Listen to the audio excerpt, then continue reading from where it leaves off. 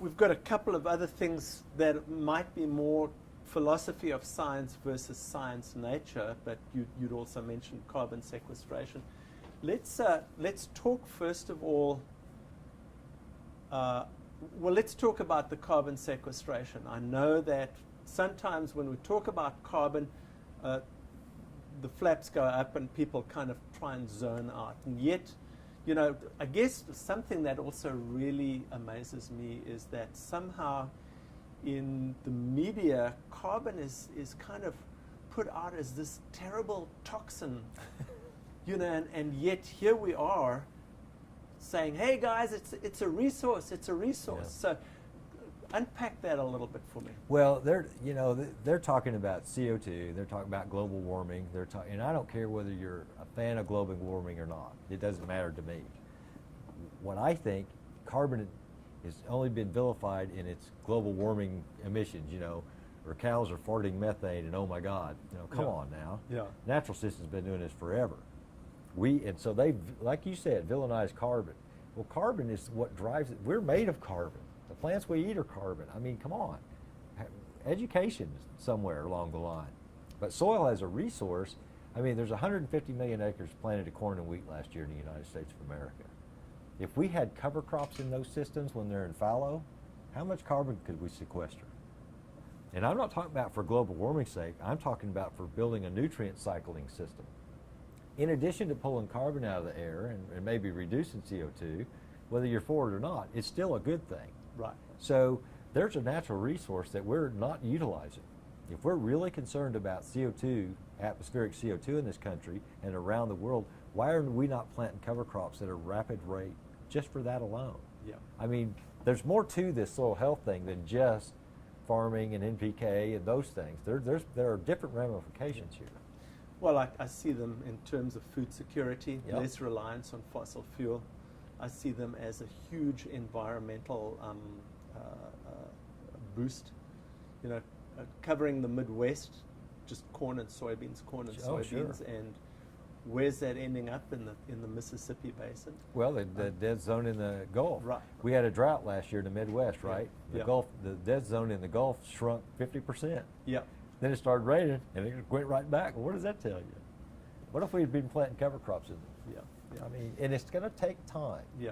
This doesn't happen overnight. This doesn't happen in 1 or 2 years. No. These things, these transitions, we're trying to take an almost dead system Yes. and breathe life back into it. Right. That doesn't happen overnight. Yeah. Okay. Well, let me ask you kind of more of a philosophical question. There's a wonderful, the best master's thesis I've ever read was by a lady by the name of Janice Snow. She did her master's in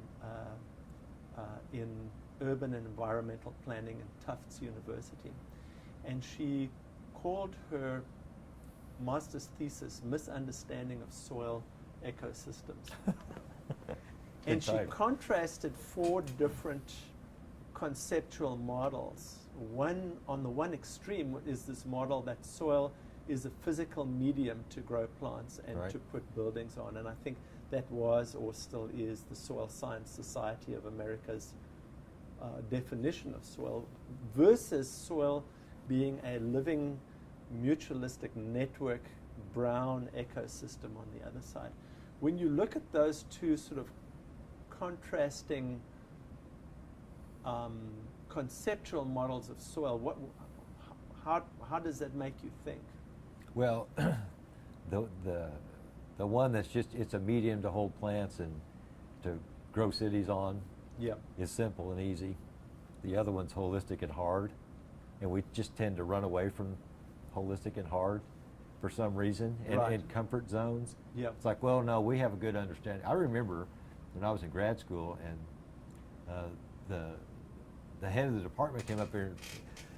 He's like in his 70s, and he said, "We've already done all the soils work, kids. You know, I Yeah. don't know what y'all are doing here." Right, okay. We're like, whoa. Well, that's the comfort zone. Okay, the comfort zone is the physical and the inorganic Yeah, part. and we have a handle on that, so Right. don't mess with us. Yes, yes. You know, and if we go, no, wait a minute, it's more complex than that. Yes, Well then, you know, change Okay. is hard. yes. It's always hard, but boy, if we're not moving forward, we're sitting still. So Right. we got to change. Yeah. We have to do better. And my driving philosophy is, can we take this and make it better? Yes. Can we take soil test methods and make it better? Yes. Can we integrate the data better? Can we always push in for better? Yeah. I don't see how we go too far off the rails with that attitude. But Yeah. I don't think so either. Well, I've certainly personally and physically benefited from all the analyses you've done for me. And I'm really grateful, and it's been really good for us to sit and talk, and not only talk science, but the philosophy of science as well. Well, here's the important. political statement for you. Okay. People say they're always shocked when they find out that we're a USDA ARS lab, that we're the government. Yes. Oh my God. Yeah. You know, that can't be. And my answer to them is always, you know, what we're doing with these soil testing methods are the things that nobody else is going to do. And I think that's government's role. Yes. Step into these voids where nobody else is going to do it, and it needs to be done. And do it well. Yeah. And, you know, you don't see that. Yeah. I've had guys for soil testing labs call me and say, boy, we really are glad that you guys are doing this, because we don't have time or the money Yeah. or the labor to do this kind of research. Yeah. That's our job. Yeah. That's what we're supposed to be doing. And we talk to farmers every day that are just shocked that the government came up with anything that makes any sense, you know? Yeah. And, and that's kind of refreshing. Okay. That's good. To hear from them. Right. And hear from people around the country. There are at least 4 commercial soil test labs now that are either doing the samples that you're doing, or who are considering doing this. Can you tell us about them, and tell us some of the things that they'll be facing in the next while? Yeah, it's a good. Well, Ward Labs has been the first to really jump on board, and they've invested in some equipment, and they're offering the test now. Ward Labs is out in Kearney, Nebraska. Okay. Ray Ward. Yeah. And Lance Gunderson are doing that, and they, of course, it's new. Yes. And so they struggle a little bit with understanding what they're looking at, just Yes. like everybody else does. Yes. I've been looking at this for years, so it's not new to me. But, Yes. but so we've been trying to help them get through some of that.